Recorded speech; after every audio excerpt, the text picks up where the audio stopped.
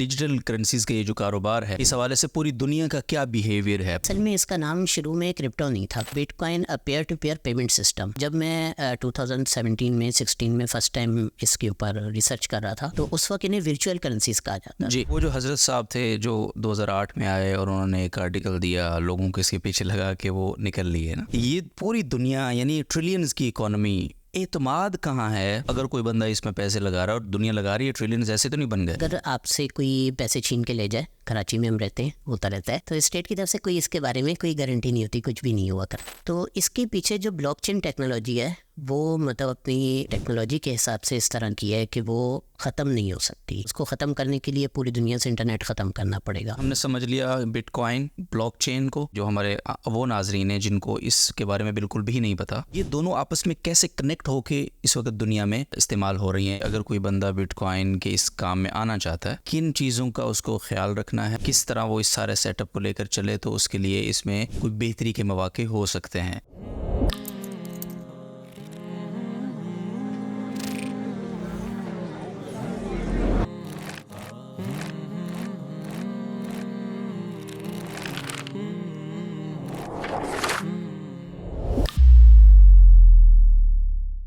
बिस्मिल्लाहिर्रहमानिर्रहीम, अस्सलाम वालेकुम वरहमतुल्लाहि वबरकातुहू। Welcome to another episode of आपकी बात स्पेशल पॉडकास्ट प्रोग्राम। नाज़िर मोहतरम, ये जो पॉडकास्ट है और जिस टॉपिक पे ये पॉडकास्ट है, काफ़ी दिनों से बल्कि काफ़ी अरसे से इस हवाले से तशनगी थी ज़ाती तौर पर मुझे और हमारी ऑडियंस को भी।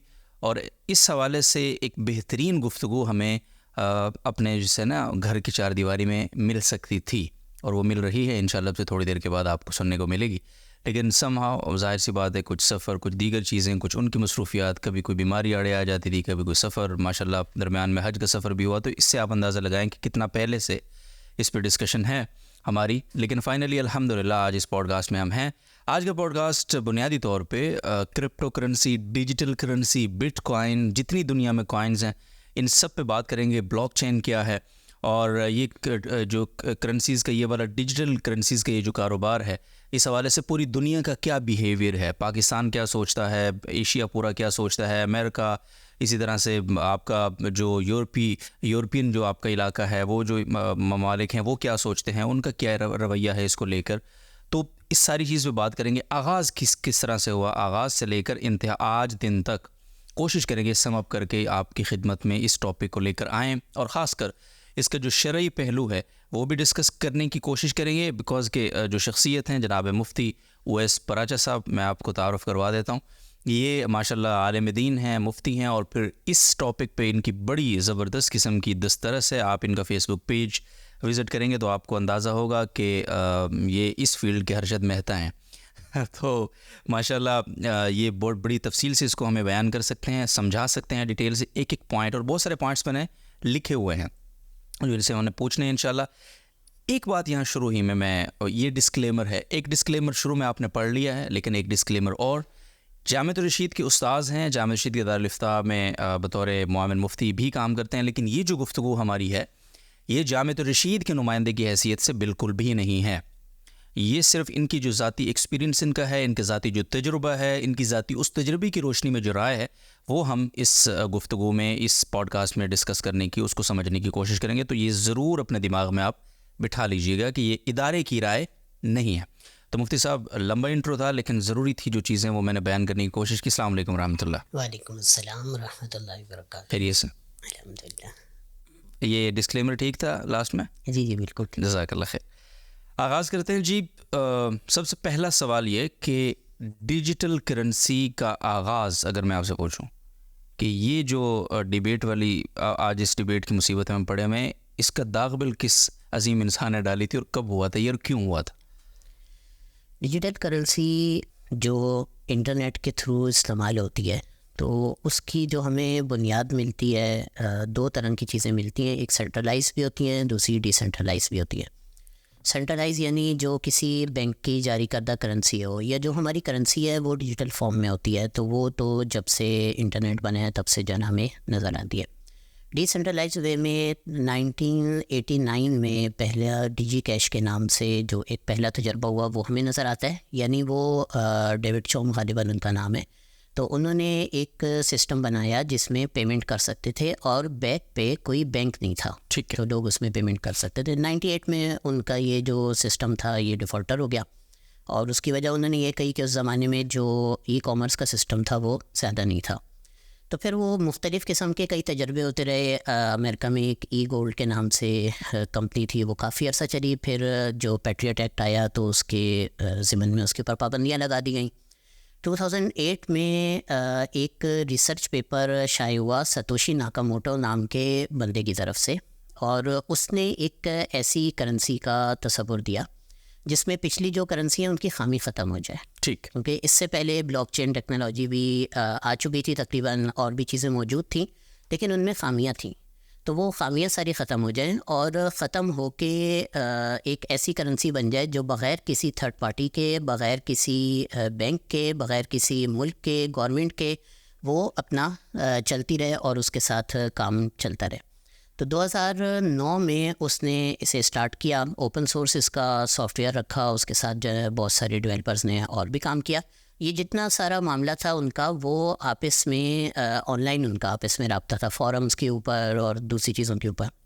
2011 के ग़ालिबन अप्रैल में वो मतलब उसने आखिरी मैसेज किया था। उसके बाद वो उसका कुछ नहीं मालूम कि वो कौन था, कहाँ गया, कहाँ से आया था, कोई चीज़ मालूम नहीं। एक था या एक से ज़्यादा था ये भी नहीं मालूम। अच्छा। लेकिन जो उसका बनाया हुआ काम है वो अभी तक वैसे ही चल रहा है जैसे मौजूद है। तो ये क्रिप्टो का आगाज़ किया था उन्होंने, क्रिप्टो करेंसी की? जी, असल में इसका नाम शुरू में क्रिप्टो नहीं था। जो उसने अपना रिसर्च पेपर लिखा है तो उसमें इसका नाम उसने रखा है bitcoin a peer to peer payment system.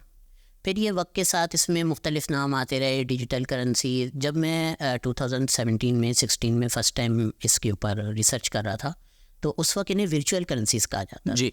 फिर उसके बाद ये आहिस्ता आहिस्ता क्रिप्टो करेंसी का नाम आया। इसमें असल में एक क्रिप्टोग्राफी का सिस्टम इस्तेमाल होता है, सही। तो उसकी वजह से आहिस्ता आहिस्ता ये क्रिप्टो करेंसी का जन इसको नाम पड़ गया। वो क्रिप्टोग्राफी क्या है? क्रिप्टोग्राफी कहते हैं किसी भी डाटा को कोड हैश की शक्ल में ज़ाहिर करना, ठीक। मुख्तलिफ फार्मूलों के ज़रिए उनको। सही है। तो वो इस करेंसी में इस्तेमाल होता है, इस मुनासबत से इसको क्रिप्टो। तो ये भी हम कह सकते हैं कि आगे चल के कोई और इसके नाम में कोई और तब्दीली भी बिल्कुल आ सकती है, लेकिन अभी जितनी इसकी एडॉप्शन हो चुकी है तो बज़ाहिर मुश्किल लगता है कि अब इसमें मज़ीद तब्दीली आएगी और लोग कोई नया नाम इसमें कबूल कर लेंगे। ठीक है। अच्छा, क्रिप्टो को थोड़ा सा हमें ये समझाइए कि क्रिप्टो और बिटकॉइन, इसमें क्या फ़र्क है? यानी इसमें अम्ब्रेला क्या है और उसके नीचे के पर जो उसका जो फ़र्द है वो कौन है? क्रिप्टो फ़र्द है, बिटकॉइन ऊपर है, बिटकॉइन फ़र्द है, क्रिप्टो ऊपर है। और क्या बिटकॉइन सिर्फ एक यही कॉइन दुनिया में एग्जिस्ट करता है कि इसके अलावा भी कुछ कॉइन्स या करेंसीज और भी हैं जो दुनिया में मौजूद हैं? तो इस हवाले से थोड़ा कुछ। देखिए, क्रिप्टो एक अम्ब्रेला है, अम्ब्रेला टर्म है। इसके नीचे फिर मुख्तलिफ कॉइन्स होते हैं और कई किस्म के। सही। तो बिटकॉइन एक है, जिस तरह अब इस तरह लाइट कॉइन है, बिटकॉइन कैश है और बेशुमार है। फिर शुरू में तो ये सिर्फ एक करेंसी के तौर पे जैसे बिटकॉइन ही बना था। बाद में पूरा ऐसे प्लेटफॉर्म्स बनने लग गए जिनके ऊपर सॉफ्टवेयर्स भी बनते। ठीक है। तो वो सॉफ्टवेयर ऑटोमेटिक जो है ना, वो जब तक प्लेटफॉर्म चलेगा तब तक वो सॉफ्टवेयर चलता ही रहेगा, वो रुकेगा नहीं, किसी के संभालने से रोकने से वो रुकेगा नहीं। तो ये असल तो मतलब क्रिप्टो करेंसी एक अम्ब्रेला वो है, और नीचे फिर ये बेशुमार किस्म की करेंसी है। ठीक है। अच्छा, अब मुझे ये बताएं कि वो जो हज़रत साहब थे जो 2008 में आए और उन्होंने एक आर्टिकल दिया, लोगों को इसके पीछे लगा कि वो निकल लिए ना,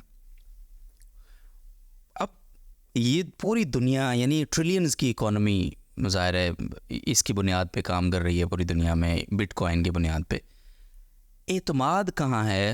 अगर कोई बंदा इसमें पैसे लगा रहा है और दुनिया लगा रही है, ट्रिलियंस ऐसे तो नहीं बन गए वो उनके, यानी उनको ना वो सेटिस्फेक्शन कहाँ से मिलता है कि यार अगर मैं इतना इन्वेस्ट इसमें कर रहा हूँ तो यहाँ तो चलो हम पैसे वैसे लगाते हैं, कोई बैंक होता है, 10,000 किस्म की रसीदें आती हैं, गारंटीज़ होती हैं, ज़मानतें होती हैं, पूरा स्टेट पीछे गारंटी कर रहा होता है। इधर वो बुनियाद वाले भाई साहब भी गायब हैं। तो ये कैसे चल रहा है निज़ाम? देखिए, इसमें दो चीज़ें समझने की होती हैं। एक तो ये कि स्टेट जो गारंटी देती है वो क्या देती है। वो गारंटी सिर्फ ये देती है कि जब आप किसी को पेमेंट करेंगे तो सामने वाला पेमेंट अगर वसूल नहीं करेगा तो हम इस पर कोर्ट के ज़रिए इसको मजबूर करेंगे कि वो पेमेंट वसूल कर ले। उसके अलावा कोई गारंटी नहीं देती। अगर आपसे कोई पैसे छीन के ले जाए, कराची में हम रहते हैं, होता रहता है, तो अगर कोई छीन के ले जाए तो स्टेट की तरफ से कोई इसके बारे में कोई गारंटी नहीं होती, कुछ भी नहीं हुआ करता। तो ये बात तो हमें ज़हन में रखनी चाहिए। बल्कि ये कहा जाता है कि ठीक है वो छीन तो लिया, मारते तो मत। हाँ, बल्कि ये भी जो है ना अभी कहा गया है कि मोबाइल ऐसी जगह रखें जहाँ से चोर को ना मिले। सही है। तो असल जो ट्रस्ट होता है वो ट्रस्ट होता है लोगों के कबूल करने पर और इस चीज़ पर कि ये चीज़ एकदम से गायब नहीं हो जाएगी। जैसे मेरे पास अगर पैसे हैं तो वो गायब नहीं हो जाएंगे। तो इसके पीछे जो ब्लॉकचेन टेक्नोलॉजी है वो मतलब अपनी टेक्नोलॉजी के हिसाब से इस तरह की है कि वो ख़त्म नहीं हो सकती। मतलब उसको ख़त्म करने के लिए पूरी दुनिया से इंटरनेट ख़त्म करना पड़ेगा, जो कि बज़ाहिर पॉसिबल अब आगे नहीं नज़र आता। तो लोग उसकी बुनियाद पे इस पर एतबार करते हैं। अच्छा, तो व्हाट इज़ ब्लॉकचेन सर? और इस ब्लॉकचेन मतलब भाई साहब कब गायब हुआ, मैसेज करके वो भी बताएं। ये क्या सिस्टम है? और इसको भी तो ज़ाहिर है किसी ने शुरू किया होगा ना, कोई एक फ़र्द होगा, कोई एक ऑर्गेनाइजेशन होगी, कौन था वो? तो ज़ाहिर है जिसने शुरू किया कोई भी सिस्टम दुनिया का जितना भी डिजिटलाइज क्यों ना हो, उसको कोई ना कोई शुरू करने वाला इंसान होगा और उस इंसान के पास तो एटलीस्ट उसका एक्सेस होगा ना। तो ऐसा नहीं हो सकता कि अचानक ऐसा हो कि वो भाई साहब अचानक सारी दुनिया के पैसे निकाल के गायब हो जाएंगे। ये भी तो हो सकता है। तो ये ब्लॉकचेन का थोड़ा सा समझाएं, ये क्या है कि इस पर क्यों एतबार किया जाए? ब्लॉकचेन असल में दो चीज़ें होती हैं, मतलब जो हमारे समझने की है। पहली चीज़ ये है कि ब्लॉकचेन कहते हैं डेटा को ब्लॉक्स यानी टुकड़ों की शक्ल में रिकॉर्ड करना। ठीक है। और टुकड़ों की शक्ल में इस तरह रिकॉर्ड करना कि जब अगला ब्लॉक बन गया तो पिछला ब्लॉक अब तब्दील ना हो सके। पिछले ब्लॉक का हैश अगले ब्लॉक में हो, यूँ कह लें कि खुलासा है, कोड है पूरा अगले ब्लॉक में, तो अगला ब्लॉक जो है ना वो पिछला तब्दील ना हो सके। तो इस तरह रिकॉर्ड करने को कहते हैं। तो एक चीज़ तो ये है। दूसरी चीज़ है P2P सिस्टम, यानी मुख्तलिफ कंप्यूटर्स आपस में कनेक्ट हो बग़ैर किसी सर्वर के। ब्लॉकचेन टेक्नोलॉजी में क्या होता है कि एक तो ये डाटा इस तरह ब्लॉकचेन की शक्ल में होता है, ब्लॉक्स की शक्ल में, और उसके बाद इस डाटा की मल्टीपल कॉपीज़ वो जितने भी कंप्यूटर कनेक्ट होते हैं, नोड्स कहते हैं उनको, तो वो हर नोड में जो है ना उसकी कॉपी भी एक मौजूद होती है। तो अब जिस बंदे ने बनाया, सतोशी नाकामोटो जिसका फिगर है, उसने बनाया, तो उसने 2009 में इसको स्टार्ट किया ब्लॉकचेन को फर्स्ट टाइम, यानी उसने इस डाटा बेस की बुनियाद रखी और उसने उस वक्त मौजूद लोगों को ये दावत दी कि भाई आप अपने अपने कंप्यूटर में इसकी कॉपी डाल लें।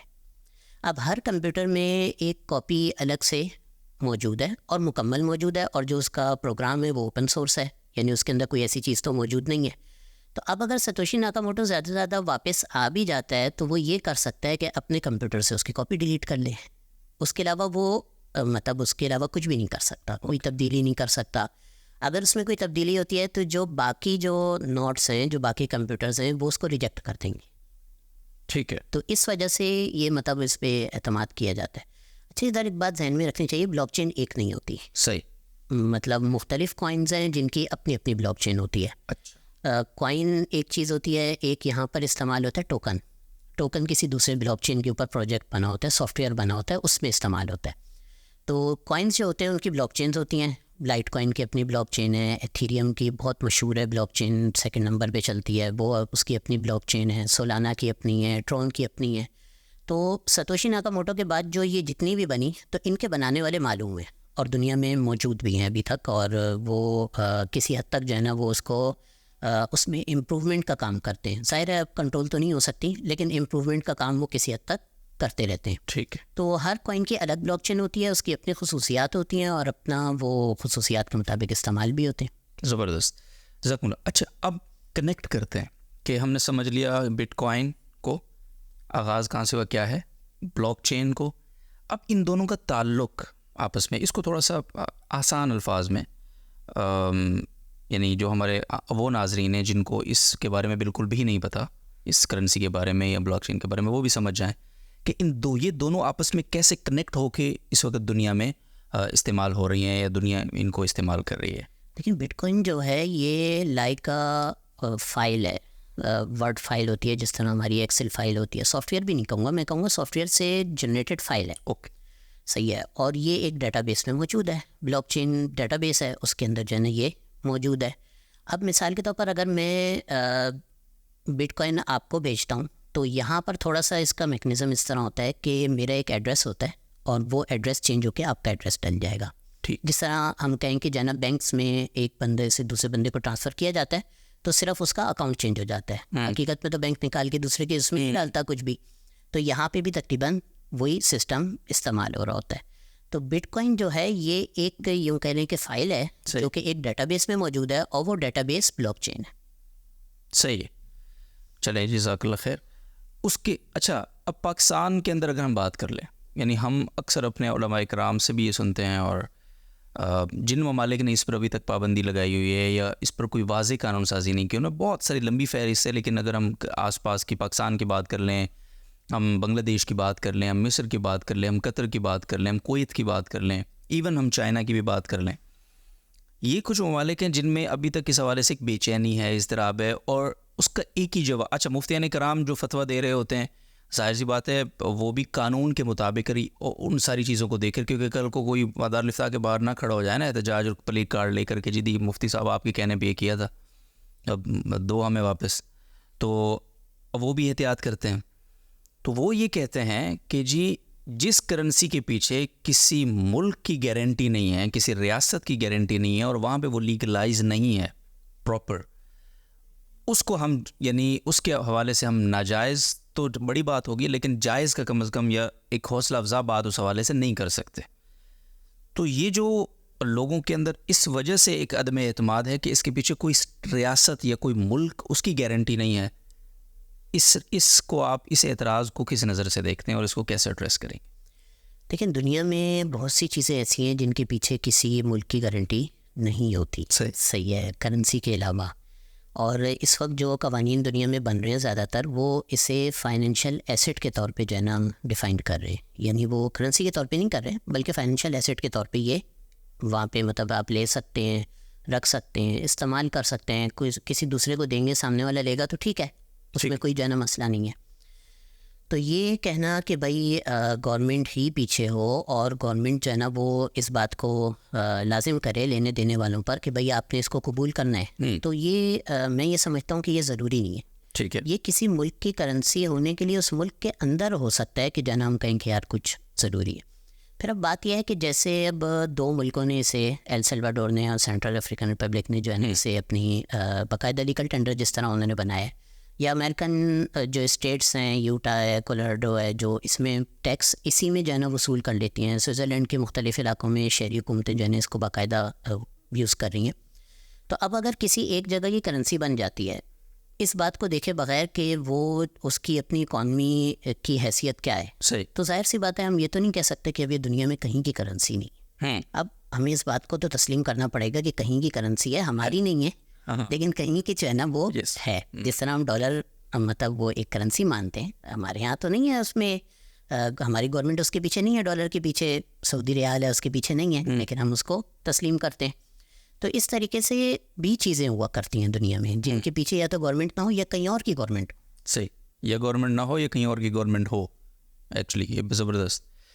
ठीक है, अच्छा अभी इसी से मुझे एक सवाल और मिला, ये जो आपने कहा ना कि हमारा कोई भी किसी भी मुल्क की करेंसी है उसके पीछे कोई ना कोई एक यानी एसेट होता है, कोई एक सोर्स होती है कि उसकी बुनियाद पे वो पैसे छप रहे होते हैं। यही वजह है कि पाकिस्तान के अंदर लोग इस पे बहुत क्रिटिसिज्म करते हैं कि जी हम नोट छापी जा रहे हैं, हमें बड़े नोट बंद करने चाहिए, क्योंकि हम नोट जितने छाप रहे हैं उतना असासा हमारे पीछे उन नोट्स के पीछे नहीं है मौजूद। तो मैं सिर्फ आपसे पूछना चाहता हूँ कि बिटकॉइन जो करेंसी है जिसकी हम बात करें, मैं दीगर कॉइन्स पे आता हूँ लेकिन हम इस वक्त बिटकॉइन, इसके पीछे क्या सोर्स है, कौन सा सोना पड़ा है, कोई सोने की कानें हैं, कोई हीरे के पहाड़ हैं, क्या है सर इसके पीछे? ये सिर्फ वर्ड फाइल से ही गुजारा चला रहे हैं जैसे आपने बताया, क्या है? पहली बात तो ये समझनी चाहिए कि 1974 के बाद जो करेंसीज होती हैं उनके पीछे कुछ भी नहीं हुआ करता। थोड़ा सा फॉरेन रिजर्व होता है, लेकिन उसके अलावा बाकी जीडीपी होती है, उसके जो है ना करंट अकाउंट डेफिसिट या जो प्रॉफिट होता है, सरप्लस होता है, वो होता है। ये इस तरह की चीज़ें होती हैं यानी जिनको हम कह सकते हैं कि आदाद शुमार होते हैं। इम्पोर्ट एक्सपोर्ट इसकी इतनी है, दुनिया में इसकी मांग इतनी है। 1971 में निक्सन शॉक आया था जिसमें अमेरिका ने इस बात से इनकार कर दिया था कि भाई आइंदा हम किसी को डॉलर की बुनियाद पर सोना नहीं देंगे। ओके। और 44 से जो है ना वो डॉलर सारी करेंसियों के पीछे हो चुका था, तो 74 के बाद उसको कहते हैं फ्री फ्लोटिंग करेंसीज। तो अभी जो हमारी करेंसीज जितनी भी है ना, इनकी बैक पे बेसिकली कुछ नहीं होता, और होने में भी सिर्फ रखे होने की हद तक होता है। मतलब जितना फॉरेन रिजर्व है, अगर आप स्टेट बैंक के पास चले जाएँ, उसको बोले भी मेरे रुपए लो, मुझे डॉलर दो या सोना दो, तो अगर उसके पास कुछ जितना रखा होगा ना वो भी नहीं देगा। और कोई भी मुल्क दुनिया में नहीं देता। तो ये बात करेंसीज़ के हवाले से समझनी चाहिए। तो असल में जो किसी चीज़ की वैल्यू होती है वो वैल्यू लोगों के मानने से होती है। हमारे ज़ात फ़ुक़हा कराम कहते हैं ना इस्तिलाह नास, लोगों के किसी चीज़ के उर्फ़ करने की वजह से, तो वो लोगों के मानने से होती है। तो जैसे इसने बिटकॉइन बनाई सतोशी नाकामोटो ने, लोग अगर नहीं मानते तो कॉइन नहीं बनता। जैसे मैंने डिजी कैश की मिसाल दी कि वो नहीं चला, तो लोग नहीं मानते तो ये भी नहीं बनता। लेकिन लोगों ने उसकी टेक्नोलॉजी पे एतबार किया, एतबार करके उसको इन्वेस्टमेंट के लिए भी लेके रखना शुरू कर दिया, इस्तेमाल करना भी शुरू कर दिया, ATM भी लगने शुरू हो गए। तो अब वो एक एतबार है, और ये एतबार असल चीज़ होती है जो किसी चीज़ को दुनिया में वैल्यू देती है। यस, ओके, ठीक है। तो ये एतबार की वैल्यू है कि एक कॉइन इस वक्त कितने का है? इस वक्त आज गालिबन $25,700 के आसपास है। $25,700 का एक कॉइन है सर। तो अगर किसी के पास एक कॉइन भी है तो आप लोग एहतियात से बात किया करें, सही। और इसकी पाकिस्तानी मैं PKR में आज देख रहा था, तो यानी 7.7 मिलियन समथिंग, 77 लाख से भी ज़्यादा का एक कॉइन है। ये पिछले सालों में 1 करोड़ से ऊपर भी गया है। हाँ, जबकि उस वक्त डॉलर भी हमारे यहाँ कम था, सही। तब ये जो है 1 करोड़ से ऊपर गया। तो ये कम क्यों हुआ? एतमाद कम हो रहा है लोगों का? नहीं, चूँकि ये फाइनेंशियल मार्केट है, फाइनेंशियल मार्केट साइकिल्स में चलती है, बेयर साइकिल, बुल साइकिल, उसके अंदर चलते रहते हैं। दुनिया भर में मुख्तलिफ़ ख़बरें उस पर असर करती हैं, मुख्तलिफ़ चीज़ें हुआ करती हैं। तो ये भी उसी तरीके से साइकिल में चलती है। करेंसीज़ भी ऐसे चलती हैं, स्टॉक मार्केट भी चलती है, कमोडिटी मार्केट भी इसी तरीके से चलती है। इस वक्त बेयर साइकिल में तो वो नीचे है, और जब बुल साइकिल होता है तो फिर बहुत ऊपर चली जाती है। सही है, स्टॉक की ज़ुबान है ये भाई, ठीक है। तो स्टॉक वाले तो इसको फ़ौरन समझ गए होंगे, आप लोग थोड़ी सी रिसर्च करके समझ जाएंगे। अच्छा, आगे बढ़ते हैं सर।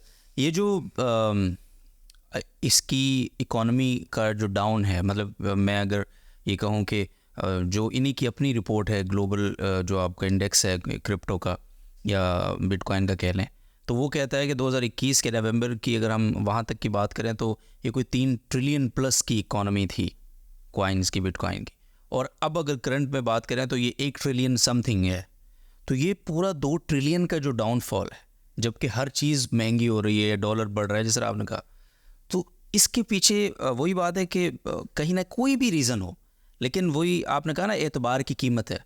तो क्या हम ये समझें कि एतबार कम हो रहा है कि 2 ट्रिलियन अचानक से, मतलब 1-2 सालों में डाउन हो गई इसकी? देखिए, जो ये जो कम होता है, जिसको हम कहते हैं मार्केट कैप का कम होना, तो ये इसका मतलब ये नहीं होता कि इतने पैसे उससे बाहर निकल रहे हैं, बल्कि कीमत से, चूँकि वो मल्टीप्लाई हो रहे होते हैं टोटल कॉइन्स, ये किसी शेयर के अगर आप देखेंगे तो कीमत से मल्टीप्लाई हो रहा होता है। तो अब अगर कीमत जिस वक्त थी 69,000 पे, तो उस वक्त मल्टीप्लाई करने पे जाहिर सी बात है वो 3 ट्रिलियन शो होना था। और जिस वक्त कीमत आई है नीचे 25,000 के आसपास, तो जाहिर सी बात है जब उससे मल्टीप्लाई करेंगे तो वो कम शो होगा।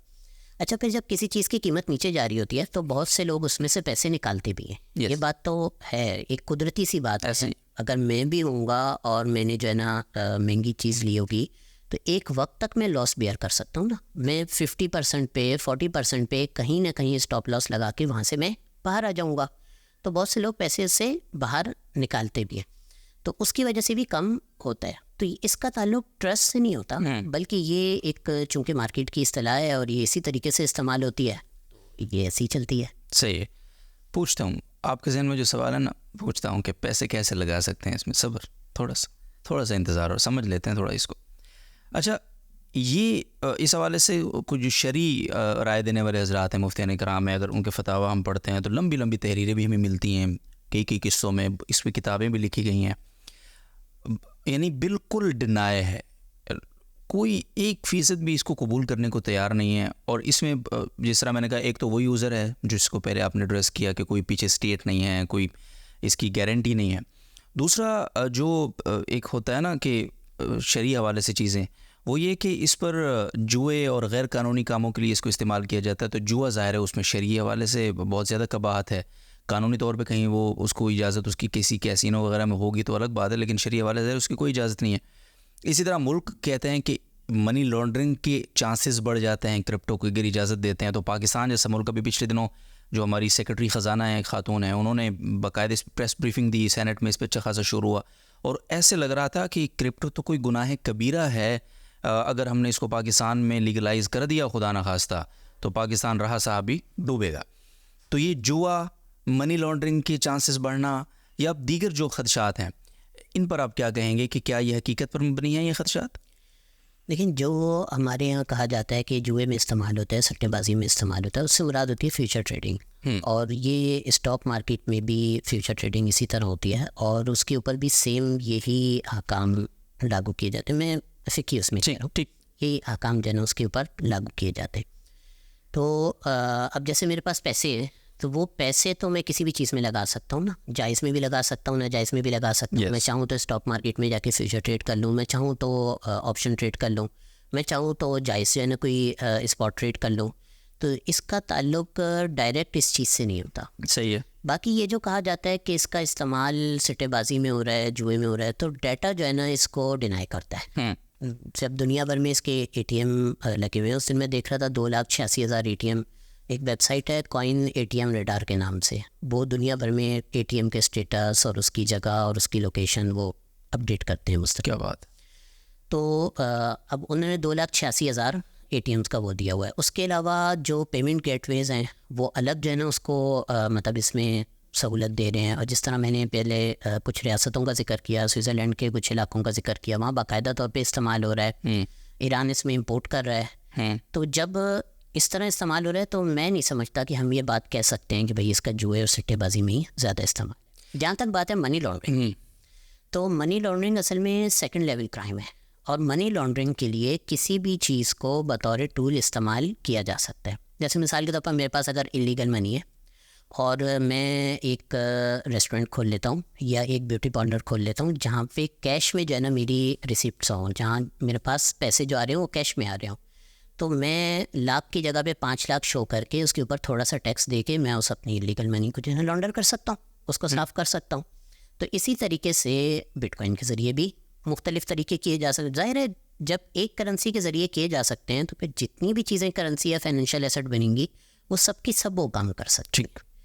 तो इसके लिए जिस तरह दुनिया भर में कानून बनते हैं, AMC एंटी मनी लॉन्ड्रिंग के जो है ना वो कानून बनते हैं दुनिया भर में, तो इसी तरह मैं ये समझता हूँ कि यहाँ पर भी बाकायदा कानून बनना चाहिए। हर बंदे के पास जो एसेट्स मौजूद हैं क्रिप्टो की शक्ल में, जिसके पास भी हैं, वो रिकॉर्ड होने चाहिए। सही है, ताकि वो कोई भी ऐसा काम करे तो पता चले। यानी जाहिर है कि अगर वो आपने उसको लीगलाइज ही नहीं किया, उसको आप डिक्लेयर ही नहीं करवा रहे, तो फिर तो मनी लॉन्ड्रिंग के चांसेस जाहिर सी वो तो आपको शिकवा ही नहीं करना चाहिए फिर। जी बिल्कुल, फिर तो लोग अपने मुँह सिर हो जाएंगे ना फिर। जी बिल्कुल। अच्छा, दूसरा ये कि बाज़ औक़ात ये समझा जाता है कि भाई अगर हम इसको गैर कानूनी करार दे देते हैं फिर लोगों का इस्तेमाल इसमें रुक जाएगा, तो ये तो नहीं होता। क्योंकि जो बंदा पहले ही गैर कानूनी काम के लिए उसको इस्तेमाल कर रहा है वो कानून तो पूछ ही नहीं रहा। वो तो गैर कानूनी इस्तेमाल है। जो इसके रेट्स में फ्लक्चुएशन है, अच्छा मैंने बहुत सारे ना साथी दोस्त जिन्होंने इसमें कुछ ना कुछ पैसे लगाए, मैं जानता हूँ ऐसे लोगों को, तो वो अक्सर ये बताते हैं कि अगर आप इस फील्ड में आ रहे हैं, इसमें मैं आपसे सवाल भी करूँगा इंशाल्लाह, कि तो आपको बहुत सोच समझ के आना पड़ेगा और चीज़ों पे बहुत गहरी उकाब वाली नज़र रखनी पड़ेगी। ये जो फ्लक्चुएशन है, तो ये फ्लक्चुएशन इटसेल्फ एक सट्टेबाजी का एक इसके अंदर ना वो एक यानी गैर यकीनी की जो सूरत हाल है, ये भी तो शरीयत के अंदर हमारे यहाँ इसकी भी तो हौसला अफजाई नहीं है ना। तो इतनी ज़्यादा फ्लक्चुएशन को आप कैसे जस्टिफाई करेंगे? इस वक्त तो मेरा ख्याल है ज़्यादा फ्लक्चुएशन पाकिस्तान में आयरन मार्केट में हो चुकी है, जो लोहे की जितने चल रहा है इसके अंदर ज़्यादा हो गई है। मकान तो नहीं बना रहे? जी, मकान तो नहीं बनवा रहा, कंस्ट्रक्शन का काम है, तो इसलिए बहुत ज़्यादा मुझे पता चलता है। सही, अच्छा। तो ये किसी चीज़ की प्राइस का ऊपर नीचे जाना बजाते खुद सट्टाबाजी नहीं होती। ठीक है। तो मतलब मिसाल के तौर पर मैंने एक चीज़ ख़रीदी, मैंने कोई 3-4 साल पहले की बात है, सिंध में भूसा ख़रीदा था और हमारा अंदाज़ा ये था कि अगले साल फसलें आने से पहले उसके रेट काफ़ी ऊपर चले जाएंगे, लेकिन उस साल एक्सपोर्ट नहीं हुई तो उसके रेट काफ़ी नीचे आ गए, तो उसमें हमने लॉस में बेचा। तो बजाते खुद लॉस होना या प्रॉफिट होना ये तो नफ़ा नुकसान ये इतना फ्रीक्वेंट होना, जी मैं उसी पे हूँ अभी। असल में इसमें बात यह है कि ये 24 आवर की मार्केट है और इंटरनेशनल है। सही है। तो अगर 9 to 5 की स्टॉक मार्केट के अंदर बड़ी तेज़ जो है ना फ्लक्चुएशन नज़र आती है, ऊपर नीचे जाती है और गवर्नमेंट्स को उसके ऊपर 5% 10% पे कैप लगाने पड़ते हैं, तो फिर जो 24 आवर की ऐसी मार्केट है जिसमें कैप भी नहीं है और वो भी ऐसी है कि इंटरनेशनली दुनिया में कोई भी कहीं से इंटर हो सकता है और कहीं से निकल सकता है, तो ऐसी बात है उसमें तब्दीली आएगी। फिर अभी एडॉप्शन का मरहला है ना, जैसे 2017 से अगर हम देखें ये 2021 के बीच में, और अभी तो काफ़ी ज़्यादा में फ्लक्चुएशन नज़र आती है। तो इस बीच में ग्रे स्केल आया इसके बीच में, और ब्लैक रॉक वगैरह, और फ्यूचर के ETF मंजूर हुए। स्पॉट ETF जो है ना अभी अमेरिका में वो मंजूर होने के चक्कर में SEC उनके ख़िलाफ़ अभी वो रखा हुआ है, उसने उनको रोका हुआ है, लेकिन उम्मीद ये है कि 3-4 महीनों में वो मंजूर हो जाएंगे। तो इसकी वजह से बहुत ज़्यादा वॉल्यूम मार्केट में आता भी है और बाहर जाता भी है, तो जाहिर सी बात है फिर प्राइस उसी हिसाब से तब्दील होती है। सही। अच्छा, ये बताएं कि हमारी जो करेंसी है और क्रिप्टो करेंसी या बिटकॉइन है, एक कंपैरेटिव एनालिसिस पे थोड़ा सा अगर बात कर लेते हैं, इसको आप इसका कंपैरिजन किस तरह से करेंगे? पहली चीज़ तो ये होती है, जो हमारी करेंसी होती है ये उमूमन इन्फ्लेशनरी होती है। सही। यानी ये बनती रहती है और इसको आप कम नहीं कर सकते, उल्टा तो करना इसको मुश्किल होता है। ये बनती रहती है और उसकी वजह से जो इसकी प्राइस होती है, जो इसकी हकीकी वैल्यू होती है मार्केट में, वो आहिस्ता आहिस्ता नीचे आती रहती है। बिटकॉइन वगैरह इसके मुकाबले में उलट चलती हैं, वो सोने के उसमें चलती हैं। जैसे बिटकॉइन टोटल जो बन सकती हैं वो 21 मिलियन बन सकती हैं, और वो 21 मिलियन का जो कह लें कि संगमील है, तो वो 2140 यानी 2140 में जो है ना वो पूरी होंगी। तो अभी तो 2023 चल रहा है, तो यानी अभी तो 125 साल जो है ना उस पर बाकी हैं। तो ऐसी चीज़ की क्या क्राइटेरिया है वैसे? मैं इंटरप्ट कर रहा हूँ, मतलब ये जो आपने बताया कि 21 मिलियन के इतना ही ना, 21 मिलियन बन सकती हैं, वाई इससे ज़्यादा क्यों नहीं बन सकती? हार्ड कैप लगा हुआ है। जब आप किसी चीज़ को इस तरह बनाते हैं तो आप उसके सॉफ्टवेयर के अंदर हार्ड कैप लगा सकते हैं, यानी इससे ऊपर ये नई जनरेट नहीं होगी। अच्छा, जनरेट ये कैसे होती है कि जब वेरिफिकेशन कोई इसकी करता है, असल में इसमें एक चीज़ होती है माइनिंग। माइनिंग का मतलब ये है, मैंने पैसे आपको भेजे, बिटकॉइन आपको भेजे, तो एक तीसरे बंदे को ये कंफर्म तो करना होगा कि मैंने कोई जाली तो नहीं बना ली है। ज़ाहिर है कंप्यूटर में जाली बन सकता है बहुत आसानी से, तो वो जो तीसरा बंदा इसकी वेरिफिकेशन करता है उसके साथ वो कुछ मतलब 10 मिनट का गैप रखने के लिए पूरा सिस्टम रखा होता है। वो हैशिंग का जो है ना पूरा वो करता है, करके 10 मिनट के अंदर एक ब्लॉक जनरेट होता है। तो हर नए ब्लॉक के ऊपर उसको कुछ नई जो बिटकॉइन होती हैं वो मिलती हैं, जो भी जनरेट कर ले उसको जो है ना नई बिटकॉइन हर नए ब्लॉक के अंदर मिलेंगी। तो उनकी मिकदार हर तकरीबन 4 साल बाद कम होती जाती है। शुरू में 50 बिटकॉइन मिलती थी, फिर 25 हुई, फिर 12.5 हुई, अभी इस वक्त 6.25 तकरीबन होती हैं। और नेक्स्ट ईयर अप्रैल में एक अंदाज़ा ये है कि अप्रैल में जो है ना ये इससे भी आधी हो जाएंगी, यानी 3 पॉइंट समथिंग हो जाएंगी।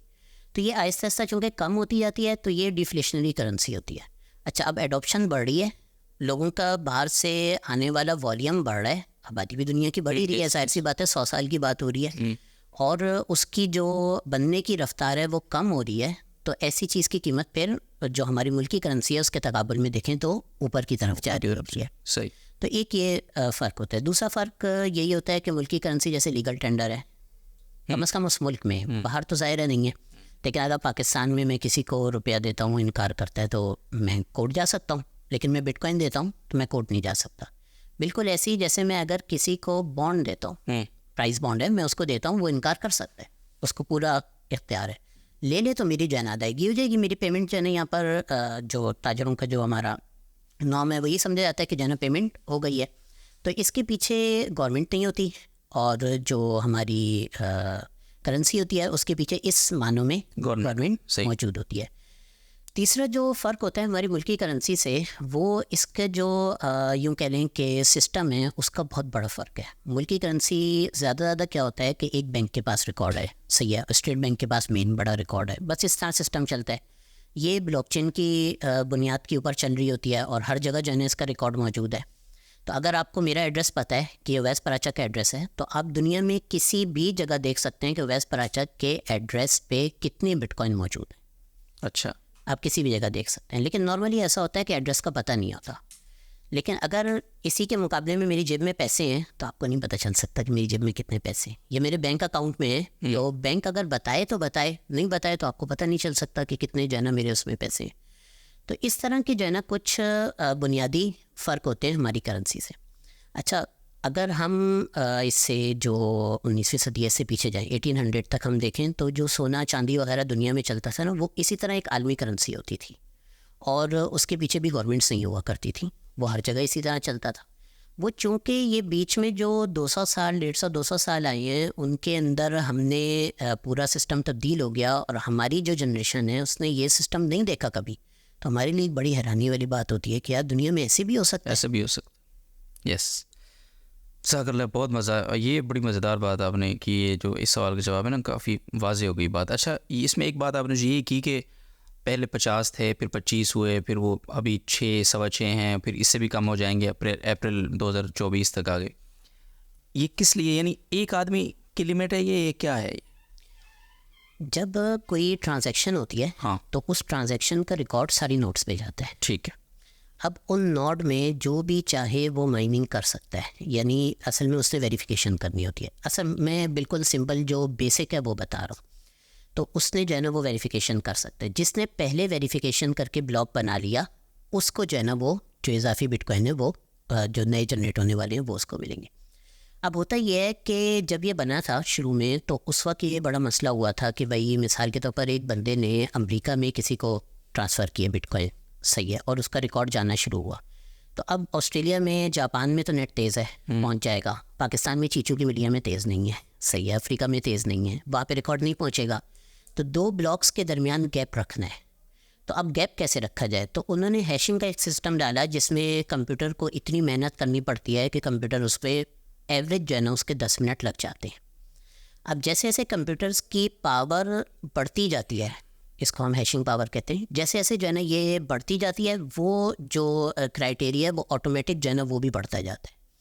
तो वो 10 मिनट का जो एवरेज होता है वो गैप उसके अंदर रहता है। तो अब ये सिस्टम हुआ करता है कि दुनिया में मुख्तलिफ लोग मिल जाते हैं, मिल के एक पूल बना लेते हैं और पूल बना के इतने सारे कंप्यूटर मिल के जो है ना वो माइनिंग करते हैं। अब मिसाल के तौर पर 15, 20, 25 पूल हैं, तो अगर उनमें से जिसने भी जो है ना पहले वेरिफिकेशन कर ली, माइनिंग पूरी कर ली, वेरिफिकेशन हो गई, उसको हैश मतलूबा मिल गया, तो जो नए जनरेट होने वाले बिटकॉइन होंगे वो उस पूल को मिलेंगे। फिर वो पूल नीचे अपने जो जितनी भी माइनिंग रिग्स लगी होती हैं सब में बांट देते हैं। ठीक है, बहुत शुक्रिया सर, जज़ाकल्लाह। अच्छा, आगे बढ़ते हैं और इसमें अब आ जाते हैं ट्रेडिंग के हवाले से थोड़ी सी बात करते हैं। वो लोग जो, अच्छा उससे पहले पाकिस्तान के कानून की को थोड़ा सा समझ लेते हैं। पाकिस्तान के अंदर इस वक्त अगर कानून कोई है इसके हवाले से, यानी इसके इल्लीगल होने का है, इसके लीगल होने का तो नहीं है, या इस पर खामोशी है, ये क्या है, उसको थोड़ा सा वाज़ेह कर दें। और अगर नहीं है तो क्या बनना चाहिए, उसका मतलब क्या उसकी शक्ल होनी चाहिए उस कानून की, आपकी सजेशन क्या होगी, इस पर थोड़ी सी रहनुमाई करें, फिर आगे उस सवाल की तरफ बढ़ते हैं। इस वक्त तक पाकिस्तान में ग्रे एरिया में, कानून में ग्रे एरिया उस चीज़ को कहते हैं जो कि कानून में डिफ़ाइन हो। सही है, ऐसी बहुत सी चीज़ें होती हैं, मैं अक्सर मिसाल देता हूँ कि समोसा डिफ़ाइन नहीं है कानून में, तो वो एक ग्रे एरिया है। और अमूमी तौर पे समझा जाता है कि जो चीज़ ग्रे एरिया में है उसकी इजाज़त होती है। तो वही समोसे वाली मिसाल वापस आ जाएगी कि उसकी इजाज़त है बेचने की भी और करने की भी। तो इस वक्त तक ग्रे एरिया में, हालांकि कानून बन जाना चाहिए था अभी तक, लेकिन यहाँ पे तो उस पर बज़ाहिर कोई पेशरफ्त इतनी नहीं नज़र आ रही। अब अगर आइंदा के लिए पाकिस्तान में कानून बनता है तो उसमें हमें ज़रा अपना सिनेरियो भी देखना चाहिए, मतलब जो अपनी सिचुएशन है वो भी, और जो इधर उधर का हमारा सिनेरियो है वो भी। हमारे जो इंडिया है हमारे साथ, उसमें ये कानूनी है, तो उसमें बाकायदा टैक्स भी है। अगरचे मतलब वो कोई क्लियर किस्म का कानून नहीं है, लेकिन टैक्स भी है। अभी जो G20 की उनकी कॉन्फ्रेंस हुई है उसमें इंडिया इंडिया की प्रेसिडेंसी में हुई थी, तो इंडिया ने जन इस पे कानून बनाने के लिए प्रपोज़ल भी जन उसमें पेश भी है। तो इंडिया में जन ये एक तरह से कानूनी हैसियत रखता है। दूसरी साइड पे ईरान है, तो ईरान में जन इसमें आप माइनिंग कर सकते हैं और इम्पोर्ट के अंदर बिज़नेस भी इस्तेमाल कर सकते हैं ईरान में। तीसरी तरफ हमारा अफ़गानिस्तान है, तो वहाँ पे पाबंदी है। चौथी तरफ हमारे चाइना है, तो चाइना के 2 हिस्से, एक हांगकॉन्ग है। हांगकॉन्ग असल में मेनलैंड चाइना से हट के है, लेकिन उसका हिस्सा बनता है। तो हांगकॉन्ग में तो इजाज़त है और वहाँ पे बाकायदा लाइसेंस भी मिलता है। मेनलैंड चाइना में अगर किसी के पास रखी हैं तो गवर्नमेंट उससे ले नहीं सकती। सही ये करेंसीज रखी हैं, तो ये बाकायदा वहाँ के कोर्ट का फ़ैसला है। अलबत्ता वहाँ पे ट्रेड वगैरह नहीं कर सकते। तो अब इसको देख के और अपनी सिचुएशन को देख के हमने ऐसा कानून बनाना है कि ना तो हम इसकी खुली इजाज़त दें, क्योंकि हम खुली इजाज़त इसलिए भी नहीं दे सकते। मिसाल के तौर पर मैं अगर एक्सपोर्टर हूँ और मैं कोई चीज़ एक्सपोर्ट करता हूँ और बाहर से पेमेंट में इसमें मंगवा लेता हूँ, तो इसका मतलब ये होगा कि हमारे मुल्क का फॉरेन एक्सचेंज वो नहीं बढ़ रहा। दूसरी तरफ मुल्क को ऑयल के लिए, दूसरी चीज़ों के लिए पेमेंट करनी है, तो फॉरेन एक्सचेंज डिप्लीट होता जाएगा। तो हमें कानून ऐसा बनाना होगा कि इंपोर्ट की तो इसमें इजाज़त हो, सही है कि ठीक है हमने चीज़ मंगवाई और इसमें पैसे अदा कर दिए, फॉरेन एक्सचेंज भी नहीं गया हमारा, ठीक है। एक्सपोर्ट की इसमें इजाज़त ना हो। सही। और रेमिटेंस के हवाले से कोई ऐसी सेटिंग हमें इनके अलावा जो मतलब होते हैं, किसी ने कुछ कमाया है, कोई अपने घर वालों को भेज रहा है, कोई ऐसी सेटिंग बनानी होगी कि गवर्नमेंट या तो ले ले और लेने के बाद जो है ना मतलब उसको रुपए में पैसे दे और इसको मार्केट में विड्रॉ कर दे। तो इस तरह की जो है ना कोई मतलब कानूनी सेटिंग यहाँ पे बनानी ज़रूरी होगी। ना मुकम्मल इजाज़त दी जा सकती है और मुकम्मल बैन करना तो वो जैसे G20 कॉन्फ्रेंस में भी उनकी जो बात हुई कि भाई मुकम्मल बैन तो हो ही नहीं सकता, बहुत लेस चीज़ है, इसको पॉसिबल नहीं। तो अब देखें ना, अमेरिका का हालांकि डॉलर का दबदबा है पूरी दुनिया में इस वक्त और उसी की मार्केट है, उसी के मुताबिक दुनिया चल रही है, फिर भी इस पे थोड़ा सा आपका मैं कमेंट एक शॉट लेना चाहूँगा कि जो इस वक्त तक जो रिसर्च है कि दुनिया में सबसे ज़्यादा माइनिंग जो है वो वहाँ हो रही है, तो उसको क्या ज़रूरत पेश आई है कि हालांकि उसके पास तो एक पूरी इकॉनमी है, उसके हाथ में मुट्ठी में है ना, तो वो इतनी ज़्यादा माइनिंग क्यों बिटकॉइन की वहाँ पे करवा रहा है? या आप ये आई डोंट नो कि ये स्टेट या उसकी सरपरस्ती में हो रही है या लोग इंडिविजुअली कर रहे हैं, लेकिन बहरहाल ये एक फैक्ट है। चाइना बिल्कुल डिनाई करता है, हौसला शिकनी करता है, जो एक यानी दूसरी सुपर पावर शुमार होती है दुनिया की, और एक तरफ अमेरिका है, वो इसका सबसे बड़ा इस वक्त माइनिंग का काम वहाँ पर शुरू हुआ है। तो इस पर आपका क्या तजज़िया है? असल में अमेरिका एक कैपिटलिस्ट कंट्री है। Yes. यानी कोई कारोबारी वहाँ पे जो चाहे वो एक हद के अंदर रहते हुए वो कर सकते हैं, तो वहाँ पे लोग अपने हिसाब से माइनिंग कर रहे हैं। उसमें जैसे लॉस एंजलिस वगैरह हैं तो ये मतलब मज़ीद सहूलियात भी देते हैं, टैक्स रिबेट भी देते हैं और दूसरी चीज़ें भी देते हैं कि चलो ठीक है लोग जो है ना यहाँ पर आए, कुछ तो टैक्स आएगा ना। अगर 100% में से 15% का डिस्काउंट दे दिया है तो 85% तो आ रहा है ना, तो वो इस हिसाब से सोचते हैं, तो इसलिए वहाँ पर काफ़ी ज़्यादा इसकी माइनिंग है। बाकी वहाँ पे भी मुख्तलिफ़ चीज़ें इस हवाले से चलती रहती हैं कि हम टैक्स जो है इसके ऊपर बढ़ा देंगे। अभी जो बाइडन ने पिछले इसी साल में गालिबन उसने जो है ना ये बयान दिया था कि भाई हम इसके ऊपर मज़ीद भी टैक्स लगाएंगे, तो इस पर काफ़ी वहाँ पे शोर भी उठा था कि फिर माइनर्स यहाँ से दुनिया में चले आएंगे, कज़ाकिस्तान में चले आएंगे, वहाँ पे अलाउ है। यूरोपीय यूनियन अभी मीका रेगुलेशन बना रही है इसके हवाले से, तो उनकी रेगुलेशन जैसी पूरी होंगी, यूरोपीय यूनियन ने तो पास कर दिया है, अब वो जो मुल्क हैं वो अगले साल तक जो है ना अपने अंदर इम्प्लीमेंट करेंगे अपने हिसाब से, तो वहाँ पे जो है ना चली जाएगी माइनिंग, चली जाएगी। तो असल में ये असल चीज़ है। चाइना की ज़रा चूँकि सियासी सिचुएशन मुख्तलिफ है, तो चाइना ने जब बंद किया इसकी माइनिंग को तो परमानेंट कर दिया। ईरान ने भी किया था, मना किया था माइनिंग से, फिर बाद में ईरान ने इजाज़त दी इस शर्त के साथ कि आप जो भी करेंसी माइन करेंगे वो हमें बेचेंगे, गवर्नमेंट को। सही। अब गवर्नमेंट को करेंसी बेची जाती है या इंटरनली वो जो है ना उसका लेन देन होता है और फिर वो इम्पोर्ट में इस्तेमाल होती है। सही। अच्छा, माइनिंग को अगर आसान अल्फाज में हम माइनिंग को समझें आपसे, तो माइनिंग का मतलब इसको जनरेट करना, बनाना, बिटकॉइन नहीं, माइनिंग में असल में तो वेरिफिकेशन है ओके ट्रांजैक्शन की। सही। माइनिंग ये बिटकॉइन में, लाइटकॉइन वगैरह में इस्तेमाल होता है, एथेरियम वगैरह में इस्तेमाल नहीं होता। सही। ये एक तरीक़ेकार है। उस वेरिफिकेशन के बाद जो है ना गैप देने का ये एक यूँ कह लें तरीक़ेकार है। तो इसकी जगह पे स्टेकिंग भी इस्तेमाल होती है, इसकी जगह पे डेलीगेटेड स्टेकिंग भी इस्तेमाल होती है, मुख्तलिफ़ किस्म की तरीके इस्तेमाल होते हैं। तो असल काम है वेरिफिकेशन करना। सही। और तरीका आमतौर पर ये रखा भाई कोई वेरिफिकेशन क्यों करेगा, असल सवाल तो ये है ना। तो वो वेरिफिकेशन इसलिए करेगा कि उसे कुछ रिवार्ड मिलेगा, तो वो रिवार्ड कहाँ से मिलेगा, तो उसका तरीका ये रखा गया है कि नई जनरेट हो और नई जनरेट हो के उसको मिले। सही। तो एक छोटी सी फीस भी जाती है, मैंने आपको अगर भेजी क्रिप्टो करेंसीज तो बहुत मामूली सी फीस भी जाएगी जो मैं मतलब अदा करूँगा, लेकिन उसके साथ जो नए बिटकॉइन बन रहे हैं तो उसके लालच में लोग अपनी पावर भी लगाएंगे। सही है।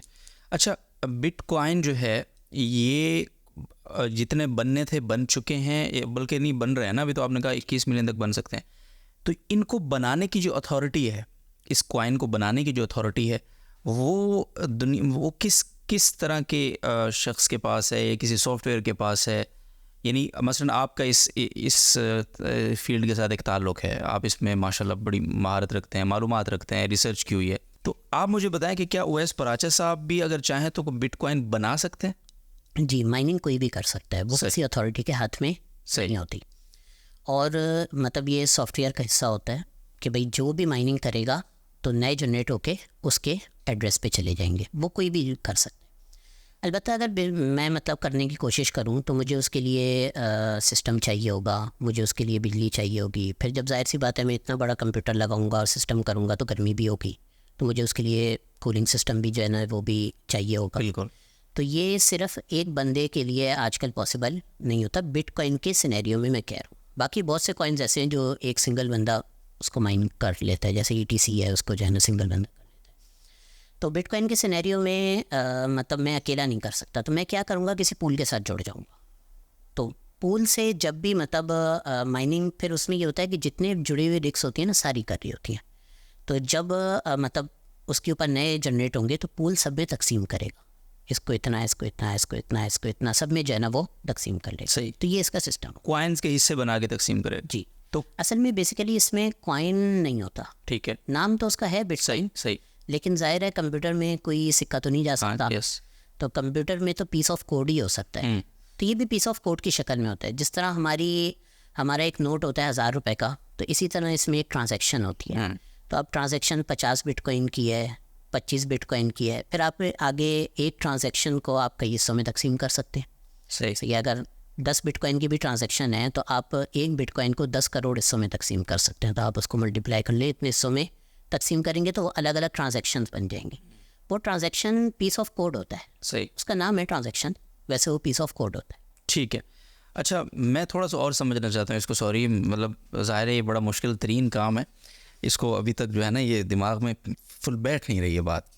अच्छा, मुझे ये बताएं कि अगर कोई बंदा ख़ुद बना सकता है मसलन कॉइन, आप भी बना सकते हैं जिस तरह आपने कहा, तो मैं कहता हूँ जितना भी आपको सिस्टम हैवी लगाना पड़े, आपको AC भी लगाना पड़े, आपको 4-5 लाख रुपए का खर्चा करके कोई अच्छा सिस्टम भी आप लगा लेंगे, कोई एक आध AC भी लग जाएगा, ठीक है।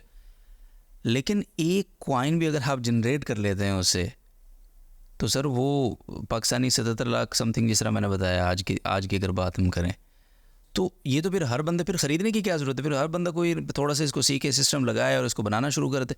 इसकी जो हैशिंग पावर है वो सुपर कंप्यूटर्स जितनी है इस वक्त। तो अगर मुझे बनाना है तो मुझे एक अच्छा खासा पावरफुल सिस्टम चाहिए। सर कितना पावरफुल? वो 77 लाख से तो कम ही होगा ना? नहीं, उससे बहुत ज़्यादा हो जाएगा। ये तो मसला है। ऐसे अलबत्ता ये जिस तरह पाकिस्तान के नॉर्दर्न एरियाज़ हैं, तो यहाँ पे एक बंदा तो खैर नहीं लगा सकता, लेकिन पूरा मिलके अगर कोई बड़ा सेटअप लगाए तो वो पॉसिबल है, क्योंकि वहाँ कूलिंग का मसला नहीं होता। कूलिंग वो होती है, लेकिन बिजली का मसला वहाँ पर होगा, ज़ाहिर है। इतना थोड़ा मतलब अगर उसका कोई इंतज़ाम हो जाए तो बनाया जा सकता है, ऐसा नहीं है कि नहीं बना सके। बीच में KP के गवर्नमेंट ने ऐलान भी किया था कुछ ऐसा, अब अल्लाह आलम उस ऐलान का फिर क्या नतीजा निकला। इमरान खान साहब की जब हुकूमत थी उस वक्त ऐलान किया था, सही। फिर पता नहीं उसका जो है क्या नतीजा निकला। ठीक है। अच्छा जी, आगे बढ़ते हैं और अब आ जाते हैं वो सवाल जो जिसका इंतज़ार कर रहे थे ये हज़रात सारे। ट्रेडिंग, उसके लिए बुनियाद से आप हमें ज़रा समझाएं कि अगर कोई बंदा बिटकॉइन के इस काम में आना चाहता है, किन चीज़ों का उसको ख्याल रखना है आगाज़ में, और किस तरह वो इस सारे सेटअप को लेकर चले तो उसके लिए इसमें कोई बेहतरी के मौके हो सकते हैं। अगेन नाज़रीन मोहतरम, अगर इस बात को सुनने के बाद आपका जज्बा जवान हो और आप कहें कि बस मैंने तो अभी उठ के पॉडकास्ट ख़त्म करने के बाद यही काम करना है, और फिर आपको उसमें खुदा न खास्ता नुकसान हो जाए, तो उसके ज़िम्मेदार ना मैं हूँ, ना ये हैं, ना मीडिया हाउस है, ये पहले ही बता दूँ मैं आपको। तो सुन लें सिर्फ तफसील से, इंशाल्लाह नुकसान नहीं होगा जी।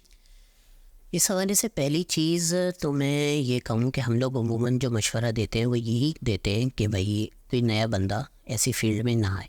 ठीक। इस पे नहीं, किसी भी फाइनेंशियल फील्ड में ना आए। देखिए, फाइनेंशियल मार्केट हमारी रिटेल मार्केट से मुख्तलिफ चलती है। होता क्या है कि हमें जो आदत होती है कि हम बोरी लेकर आएंगे, आटे का जना हम थैला लेकर आएंगे, तो उसके ऊपर हमें 10 रुपये बच जाएंगे। यहाँ पे ऐसा नहीं होता, यहाँ जाते भी हैं और आते भी हैं। तो इस हवाले से भी हम मशवरा देते हैं दाखिल नहीं होने का इसमें, और शरई हवाले से भी दारुल से भी मशवरा दिया जाता है कि भाई अभी तक इस पर हमारी राय तवक्कुफ़ किया है, आप इसमें एतराज़ करें। सही। तो पहली बात तो ये।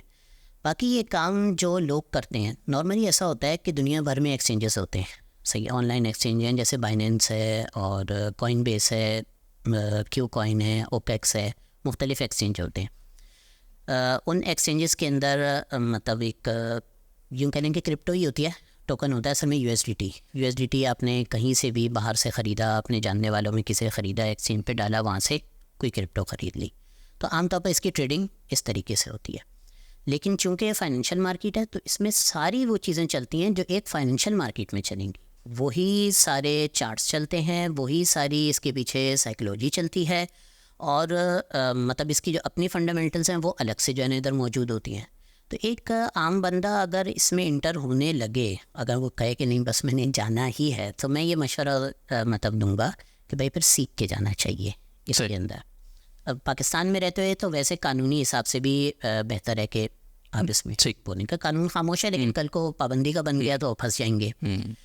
तो लेकिन अगर मतलब किसी और मुल्क में है और आप जो है इसमें इंटर होना भी चाहते हैं तो पूरी तरह सीखें कि फाइनेंशियल मार्केट काम कैसे करती है और फिर ये कैसे काम कर रही है। ये किसी भी फाइनेंशियल मार्केट से फास्ट है, तेज़ी से ऊपर जाती है, तेज़ी से नीचे आती है। नॉर्मली स्टॉक मार्केट में, फॉरेक्स मार्केट के अंदर स्मार्ट मनी कॉन्सेप्ट्स होते हैं, वो इस्तेमाल होते हैं, वो यहाँ पूरे इस्तेमाल ही नहीं होते। वो इस्तेमाल करने लगे तो इसकी स्पीड की वजह से जो है ना वो जो पैटर्न है सब टूट जाते हैं और सारे काम हो जाते हैं। तो सीख के आना चाहिए। जैसे बाइक चलाने से पहले हम सीखते हैं ना, तो बंदा ऐसे ही बैठ के चलाए तो टांग टूट जाएगी। समझ रहे हैं मौलाना? ठीक है जी, जज़ाकल्लाह खैर। तो सीखें कहाँ से ये भी बता दें। कोई या पाकिस्तान के अंदर अगर हम बात करें, कोई ऐसे इदारे, कोई ऐसे कोर्सेज, कोई ऐसी ऑनलाइन सहूलत, कोई आपसे इस्तिफ़ादे की सूरत, क्या क्या? पाकिस्तान में मुख्तलिफ इदारे वगैरह करवा रहे हैं, लेकिन चूँकि पाकिस्तान में रहते हुए मतलब मैं ये मशवरा देता हूँ कि भाई आप ट्रेड ही ना करें। जाहिर सी बात है, मैं ये भी नहीं कह सकता कि आप कहाँ से सीखें। एज ए रिसर्च टॉपिक हो या मतलब ये कि भाई आप एक चीज़ को समझना चाहते हैं, मुस्तकबिल में उसके हवाले से कोई काम करना चाहते हैं, ब्लॉकचेन ऐप डेवलप कर सकते हैं आप पाकिस्तान में रहते हुए। ब्लॉकचेन पे जो है ना काम लोग कर भी रहे हैं, कंपनीज भी हैं वो काम कर रही हैं। वो लीगल है?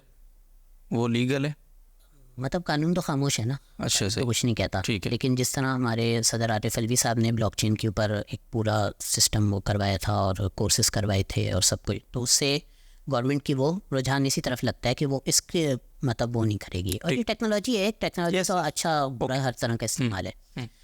तो अगर वो मतलब करना चाहें तो यहाँ पे मुख्तलिफ इदारे ऐसे होते हैं जो सिखाते हैं। लेकिन इसमें फिर मैं ये मशवरा देता हूँ कि सीखने के बाद एक चीज़ होती है पेपर ट्रेड, यानी आप कागज़ पे ट्रेड करते हैं। प्लेटफॉर्म्स भी देते हैं मुख्तलिफ, 3 कॉमर्स देता है, ट्रेडिंग व्यू देता है, लेकिन ऐसा होता है जैसे आप कागज़ पे ट्रेड करें, जिस तरह बच्चे करते हैं ना, मेरे पास 10,000 रुपये हैं, मैंने जाके टॉफ़ियाँ ख़रीद ली। तो इसी तरीके से जाना मतलब पेपर ट्रेड करें, कोई 5-6 महीने करें, उसके बाद आपको अंदाज़ा होगा कि ये मार्केट चलती कैसे है। तो इसके फंडामेंटल्स भी हैं, बेशुमार चीज़ें। हर कॉइन का अपना वाइट पेपर होता है। अच्छा, मुझसे लोग मसला पूछते हैं और अक्सर उनको पता ही नहीं होता कि ये कॉइन्स और टोकन, इनके पीछे कुछ होता भी है। कोई प्रोजेक्ट होता है, कोई सॉफ्टवेयर होता है, कोई वाइट पेपर होता है उसका। जब मैं कहता हूँ कि भाई वाइट पेपर इसका पढ़ें, देखें अगर ये इसमें सूदी मामला तो फ़लाँ फ़लाँ नहीं है तो ये जायज़ है। कहता है वाइट पेपर क्या होता है? तो भाई ये सारी चीज़ें सीखने की होती हैं। और किसी भी फाइनेंशियल मार्केट में जाए, आप स्टॉक मार्केट में जाएंगे तो कंपनी की स्टेटमेंट्स कैसे पढ़ते हैं लाजमी है।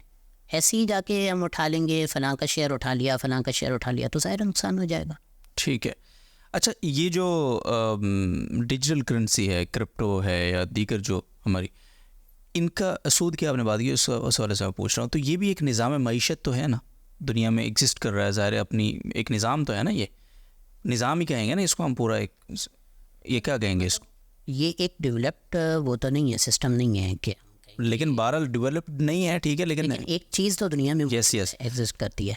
जिस तरह दीगर जो जो जो हमारा निज़ाम मईशत राइज है पूरी दुनिया में, वो उसमें सूदी गैर सूदी का एक कॉन्सेप्ट है, तो इसमें ऐसा कोई सीन है या ये?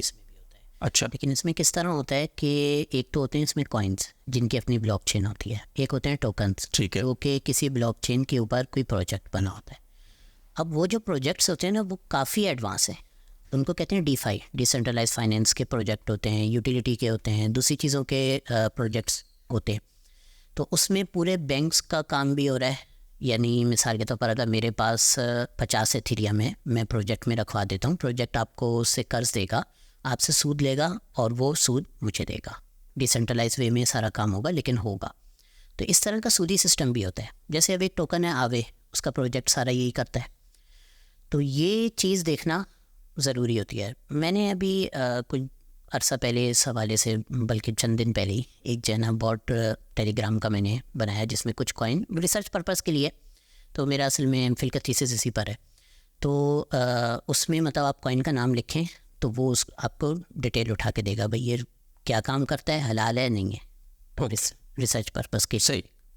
अच्छा, आपने तो इसकी ज़िमन में ही वजाहत तो कर दी, लेकिन मैं चाहता हूँ कि कॉइन का बार बार एक वो यूज़ कर रहे हैं आप लफ्ज़, तो कॉइन और टोकन, टोकन का लफ्ज़, कॉइन और टोकन में जो फ़र्क है, इसको एक दफ़ा दोबारा से हमारे नाज़रीन के लिए वाज़ेह करेंगे कि ये दोनों, इनकी अलग अलग हैसियत मुस्तकिल है या ये एक दूसरे के ताबे हैं, और क्या फ़र्क है इनमें बुनियादी तौर? कॉइन की अपनी ब्लॉकचेन होती है, वो ब्लॉकचेन मुख्तलिफ सर्विसेज दे सकती है। जैसे उसके ऊपर आप सॉफ्टवेयर्स बना सकते हैं, स्मार्ट कॉन्ट्रैक्ट उनको कहते हैं। एथेरियम की है जैसे, तो एथेरियम एक कॉइन है, उसकी अपनी ब्लॉकचेन है। सोलाना एक कॉइन है, उसकी अपनी ब्लॉकचेन है। ट्रोन एक कॉइन है, उसकी अपनी ब्लॉकचेन है। जो टोकन होता है, इसका प्रोजेक्ट होता है। प्रोजेक्ट फिर कई किस्म के हो सकते हैं, स्टोरेज से लेके होटल बुकिंग से लेके बाकायदा बैंकिंग सिस्टम तक सब कुछ हो सकता है। फॉर एक बैंक का काम करता है, फॉर एक टोकन है, उसका प्रोजेक्ट जो है ना बैंक का काम करता है।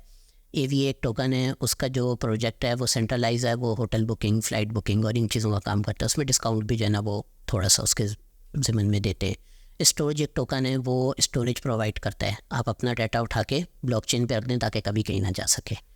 तो रसाई आपकी होगी सिर्फ, लेकिन वो कहीं और नहीं जा, मतलब ये नहीं होगा कि आपका ज़ाया हो जाए, कोई बहुत कीमती डाटा है अपने ब्लॉकचेन के ऊपर रख दिया। इसी तरह इनक्रिप्टेड मैसेज के हैं, तो ये सब जो सॉफ्टवेयर्स होते हैं ना, ये दूसरी ब्लॉकचेन के ऊपर बने होते हैं।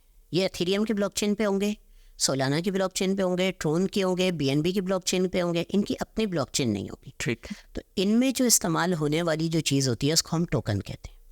फिर उस टोकन में मज़ीद आगे किस्में होती हैं। बाज़ औक़ात आप टोकन को डायरेक्ट इस्तेमाल कर सकते हैं, बाज़ औक़ात टोकन गवर्नेंस के लिए इस्तेमाल होता है, मतलब वोटिंग के लिए, क्योंकि ज़ाहिर है सेंट्रलाइज तो नहीं है सिस्टम, एक इदारे के हाथ में ही नहीं है, तो लोग वोट देंगे तो काम उसका चलेगा ना, तो उसके लिए इस्तेमाल होता है। तो ये बुनियादी तौर पे फ़र्क होता है। आम तौर पर जो हमारे यहाँ बोला जाता है लोगों में, वो कॉइन का लफ्ज़ सबके लिए बोला जाता है। सही। तो इतना फ़र्क लोगों को मालूम नहीं होता। ठीक है। अच्छा जी, आगे आखिरी बस हमारा एक तो सवाल आपसे, और वो ये कि जो पाकिस्तान के अंदर लोग इसके इस्तेमाल के हवाले से उनके अंदर क्रेज़ है बहुत ज़्यादा ना, नौजवानों में ख़ास तौर पे 2-3 तरह के क्रेज़ आजकल चल रहे हैं। एक तो है कि यूट्यूबर बन जाएं रातों रात, दूसरा आजकल ये क्रिप्टो, और वकार ज़गा साहब एक पाकिस्तानी हमारे हैं माशाल्लाह, वो तो ऐसा लगता है कि उनकी गुफ्तगू सुने तो ऐसा लगता है कि इसके अलावा दुनिया में कोई भी चीज़, कोई निज़ाम निजात दहिंदा नहीं है। तो एक बैलेंस्ड ओपिनियन मैं चाहता हूँ कि आप ज़रूर दें कि वकार से उनकी बातें भी आपने यकीन सुनी होंगी, हमारा नौजवान तबका सुनता है, और वो बड़ा लाउडली बोलते हैं। आप तो बड़े आराम सुकून से टेक लगा के बैठे ना, तो वो तो फिर आपको पता है जब बोलते हैं तो माशाल्लाह भाई मैंने बोला क्या है ना। तो ये थोड़ा बैलेंस्ड ओपिनियन इस हवाले से ज़रूर दें कि ये बीच का एक मोतदिल बात क्या है इस हवाले से, और क्या आप नौजवानों को क्या कहेंगे आखिरी मैसेज? देखिए, कुछ चीज़ें तो ऐसी हैं जो शरन भी जायज़ नहीं है और वैसे भी अक्लन भी हमें उनमें कहना चाहिए। जैसे फ्यूचर ट्रेडिंग है, तो शरन न स्टॉक मार्केट में जायज़ है न इसमें जायज़ है। ऑप्शन ट्रेडिंग है, मार्जिन ट्रेडिंग है, ये शरन भी जो है ना जायज़ नहीं है। इसमें तो मतलब किसी सूरत भी नहीं जा सकते।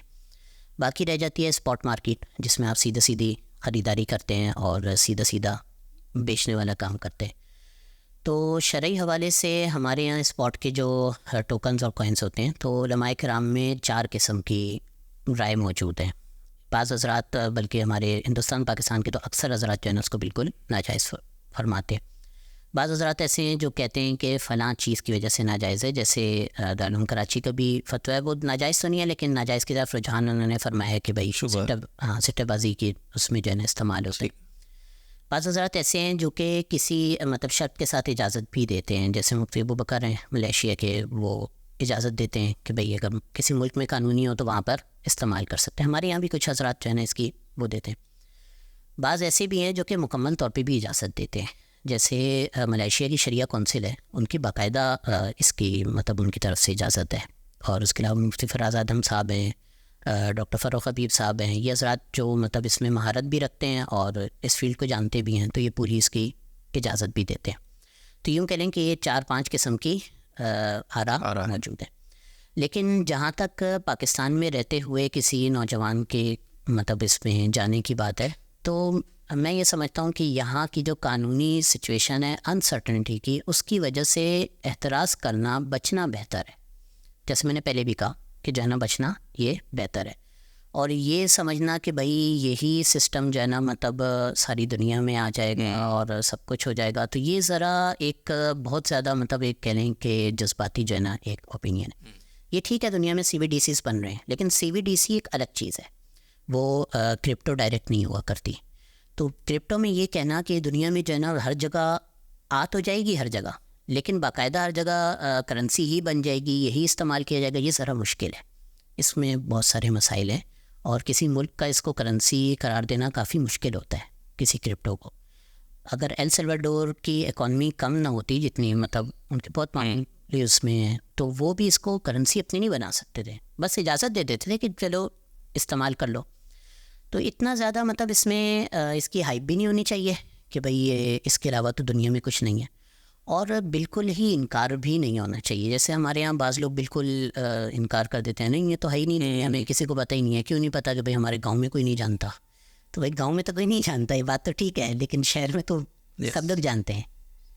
जज़ाकल्लाह। अच्छा, एक सब चीज़ आखिरी जहन में आ गई, वो ये कि इसका जो ATMs का आपने जिक्र किया था ना बीच में कि 2 लाख समथिंग आपने बताया था कि ATMs इसके दुनिया में मौजूद हैं, तो इसका भी मोबाइल की तरह एप्लीकेशंस हैं, जिस तरह बैंक एप्लीकेशंस हमारी होती हैं, अगर किसी को आप ट्रांसफ़र करना चाहते हैं, वो आगे रिसीव करना चाहता है, यही सिस्टम है बैंकिंग की तरह।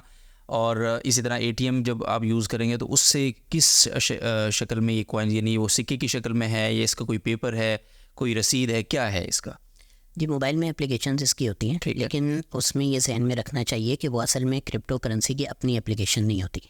अगर बिटकॉइन है ना, उसका अपना सिस्टम चल रहा है, लेकिन एक एक्सचेंज है जिसने अपने पास बिटकॉइन रखा हुआ है और वो एक्सचेंज की जो एप्लीकेशन है वो इस्तेमाल हो रही है बैंक की तरह, जिस तरह बैंक इस्तेमाल होता है। ठीक है, ठीक। अब अगर आपके पास भी बाइनेंस का एक्सचेंज मौजूद है या XYZ कोई भी वॉलेट है, इसको आप कहीं भी मुंतकिल कर सकते हैं, उसमें ज़रूरी नहीं होता कि सेम जगह पे ही मुंतकिल होगी।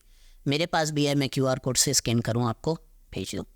ATM जो काम करते हैं ना, वो भी इसी बेस पे काम करते हैं कि वो किसी कंपनी के लगाए होते हैं। तो जब आप मतलब वहाँ से मिसाल के तौर पर अगर ATM है इंडिया में और इंडिया में आपने निकालने हैं, तो जाहिर सी बात है ये कोई फ़िज़िकल फॉर्म में तो नहीं आ सकते ना, इसमें तो ये पॉसिबिलिटी तो नहीं है। और अगर आ भी सकता होता तो फिज़िकल फॉर्म में फिर आप वो कॉइन लेके कहाँ जाते हैं, किस तरीके से? इसलिए वो यही होता है कि जिस कंपनी ने लगाया है उस कंपनी के पास जो पैसे हैं वो उसके पास डेबिट हो जाते हैं, वो ATM के अंदर जो वहाँ के नोट मौजूद होते हैं वो निकल आते हैं। बिल्कुल सेम ऐसी जैसे मैं किसी बाहर के मुल्क में रहता हूँ, वहाँ का कार्ड मेरे पास हो, ATM कार्ड, और मैं यहाँ पे लगाऊँ, तो मेरे असल में तो अकाउंट में डॉलर्स हैं, लेकिन यहाँ से मेरे पास क्या निकलेंगे? रुपए। ठीक है, हाँ सही, ज़बरदस्त। जज़ाकुमुल्लाह खैर, बहुत बहुत शुक्रिया जनाब मुफ्ती उवैस पराजा साहब। कितने टाइम का पॉडकास्ट है? 1 घंटा 2 मिनट 12 सेकंड, माशाल्लाह। तो नाज़ मोहतरम, मैंने तो आज ना वो बच्चों की तरह सवाल किया भाईजान, क्योंकि ज़ाहिर से हम इसमें बिल्कुल ही फारिग थे, हैं अभी भी कुछ बहुत सारी चीज़ें है ना, लेकिन टाइम लगेगा ना।